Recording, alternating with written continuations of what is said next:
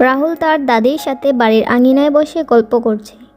দাদি তাকে গ্রামের প্রাচীন বটগাছ আর ভূতের গল্প শোনাচ্ছে।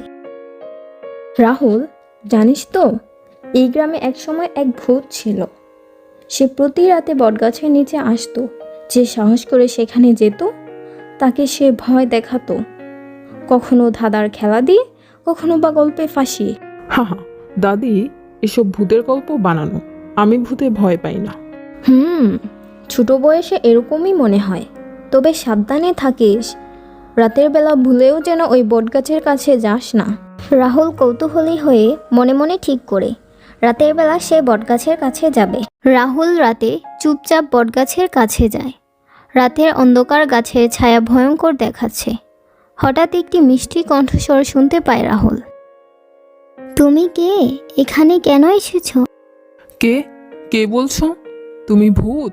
হঠাৎ গাছের পাশে রাহুল একটি অবয়ব দেখতে পায়। সে দেখতে মিষ্টি, কিন্তু তার চোখে রহস্য। হ্যাঁ, আমি ভূত।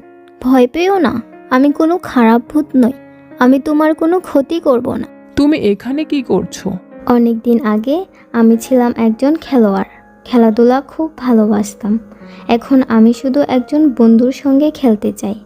এই বটগাছই আমার বাড়ি, কিন্তু কেউ আমার সঙ্গে থাকতে চায় না। তুমি খেলতে চাও? তাহলে আমি খেলবো তোমার সঙ্গে, কিন্তু কোন খেলা? ধাঁধার খেলা। তুমি কি প্রস্তুত? ধাঁধা? ঠিক আছে, আমি প্রস্তুত।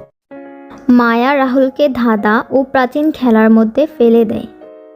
এই খেলায় তোমাকে কিছু ধাঁধার উত্তর দিতে হবে। যদি তুমি ঠিক উত্তর দাও তবে তুমি জয়ী হবে। তাহলে শুরু করো, আমি প্রস্তুত। আমার দুই চোখ, কিন্তু দেখা যায় না। বলো তো আমি কি? সুই। ঠিক বলেছ। এবার আরও কঠিন হবে। ধাঁধার পর ধাঁধা রাহুল সমাধান করে শেষ ধাঁধায় রাহুল বিজয়ী হয়।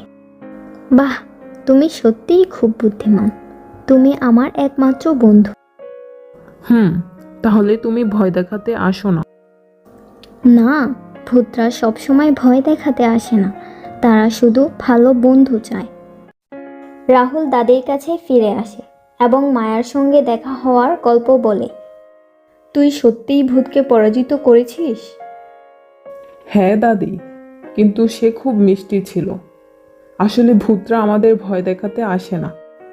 তুই খুবই সাহসী ছেলে।